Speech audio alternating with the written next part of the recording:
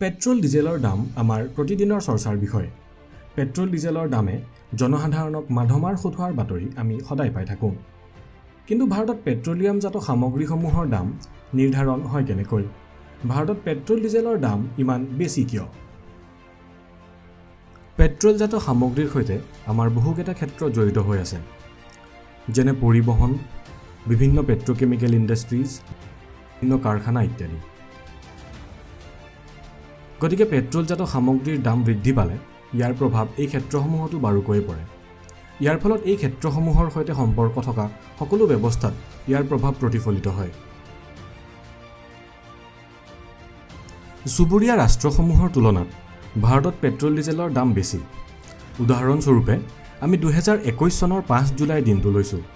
সেইদিনা পেট্ৰলৰ দাম আমাৰ চুবুৰীয়া ৰাষ্ট্ৰ পাকিস্তানত ভাৰতীয় মুদ্ৰাত প্ৰতি লিটাৰত 52.88 টকা, ম্যানমাৰত 51.64 টকা, ভূটানত 64.44 টকা, বাংলাদেশত 77.86 টকা, নেপালত 80.42 টকা, চীনত 85.27 টকা, শ্ৰীলংকাত 68.59 টকা ইত্যাদি। কিন্তু একেটা দিনত ভাৰতত পেট্ৰলৰ দাম হৈছে প্ৰায় 100 টকা। গতিকে স্বাভাৱিকতে প্ৰশ্ন হয়, ভাৰতত ইয়াৰ দাম ইমান বেছি কিয়?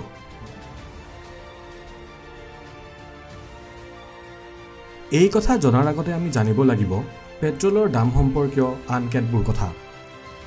2010 চনলৈ ভাৰতত পেট্ৰলৰ দাম নিৰ্ধাৰণ কৰিছিল ভাৰত চৰকাৰে নিজেই। কিন্তু 2010 চনত পেট্ৰলৰ দাম ভাৰত চৰকাৰে নিয়ন্ত্ৰণমুক্ত কৰিছিল। আৰু তেতিয়াৰ পৰা অইল মাৰ্কেটিং কোম্পানীবোৰে আন্তৰ্জাতিক বজাৰৰ দাম অনুসৰি ভাৰতত পেট্ৰলৰ দাম নিৰ্ধাৰণ কৰি আহিছে। একেদৰে 2014 চনত ডিজেলৰ দামো চৰকাৰৰ নিয়ন্ত্ৰণমুক্ত হয়। সেই সময়ত পেট্ৰল ডিজেলৰ দাম প্ৰতি 15 দিনৰ মূৰে মূৰে নিৰ্ধাৰণ কৰা হৈছিল। 2017 চনত এই নিয়ম সলনি কৰি পেট্ৰল ডিজেলৰ দাম প্ৰতিদিনে নিৰ্ধাৰণ কৰাৰ ব্যৱস্থা কৰা হ'ল। গতিকে আমি এতিয়া পেট্ৰল ডিজেলৰ দাম প্ৰতিদিনে বেলেগ বেলেগ দেখোঁ। আমি যোৱা 5 জুলাইৰ উদাহৰণ লৈছিলোঁ। সেইদিনা আন্তঃৰাষ্ট্ৰীয় বজাৰত ব্ৰেণ্ট ক্ৰুড অইলৰ মূল্য প্ৰতি বেৰেলত 74.23 আমেৰিকান ডলাৰ আছিল। এক বেৰেলত থাকে 159 লিটাৰ। এতিয়া কথা হ'ল, এই ব্ৰেণ্ট ক্ৰুড অইলনো কি? ব্ৰেণ্ট ক্ৰুড অইল, ইয়াক ব্ৰেণ্ট ব্লেণ্ড বুলিও কোৱা হয়। ই হৈছে আন্তঃৰাষ্ট্ৰীয় বজাৰত তেলৰ ব্যৱসায়ৰ ক্ষেত্ৰত ব্যৱহৃত মুখ্য 3টা মানদণ্ডৰ ভিতৰত এটা। আন 2টা মুখ্য মানদণ্ড হৈছে ৱেষ্ট টেক্সাছ ইণ্টাৰমিডিয়েট, চমুকৈ WTI, আৰু ডুবাই ওমেন ক্ৰুড অইল।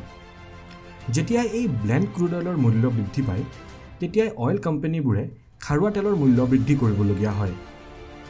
আমি ইতিমধ্যেই কৈছোঁ 5 জুলাইত আন্তঃৰাষ্ট্ৰীয় বজাৰত ব্ৰেণ্ট ক্ৰুড অইলৰ মূল্য প্ৰতি বেৰেলত 74.23 আমেৰিকান ডলাৰ আছিল।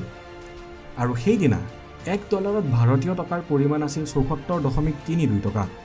গতিকে 76.23 ডলাৰক ভাৰতীয় টকালৈ ৰূপান্তৰ কৰিলে হ'ব 5,665.41 টকা। এক বেৰেলত থাকে 159 লিটাৰ। গতিকে 159 লিটাৰ খাৰুৱা তেলৰ মূল্য যদি 5,665.41 টকা হয়, তেনেহ'লে 1 লিটাৰ খাৰুৱা তেলৰ মূল্য হ'ব 35.63 টকা। এয়া আছিল 5 জুলাইৰ খাৰুৱা তেলৰ মূল্য। এই খাৰুৱা তেল ক্ৰয় কৰাৰ পাছত ইয়াক শোধনাগাৰত শোধন কৰা হয়। এতিয়া শোধনাগাৰত ইয়াৰ refinery processing, refinery margins, OMC margins, freight cost, logistics, এই আটাইবোৰ খৰচ যোগ হয়। এইসমূহৰ বাবদ খৰচ হয় প্ৰতি লিটাৰত 4.39 টকা।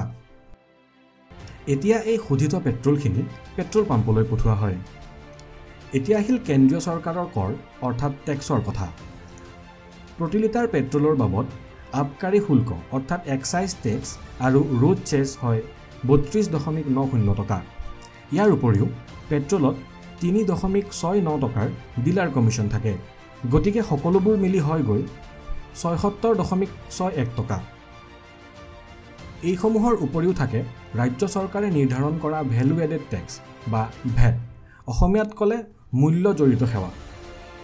অসম চৰকাৰৰ বৰ্তমান পেট্ৰলৰ ওপৰত ভেট হৈছে 32.66%। অৱশ্যে অসম চৰকাৰে কেইমাহমান আগতে ভেটৰ পৰা 5 টকা হ্ৰাস কৰিছে। আচলতে যোৱা বছৰ কোভিড পৰিস্থিতিৰ বাবে অসমত পেট্ৰলৰ ওপৰত 5 টকা ভেট বৃদ্ধি কৰা হৈছিল। সেইখিনি এইবাৰ হ্ৰাস কৰা হৈছে। এই আটাইবোৰ দাম মিলি পেট্ৰলৰ দাম নিৰ্ধাৰণ কৰা হয়। ঠিক একে পদ্ধতিৰেই ডিজেলৰ দামো নিৰ্ধাৰণ কৰা হয়। মাত্ৰ ডিজেলৰ ক্ষেত্ৰত refinery processing, excise duty, dealer commission আৰু ৰাজ্য চৰকাৰৰ ভেটৰ পৰিমাণসমূহ বেলেগ হয়।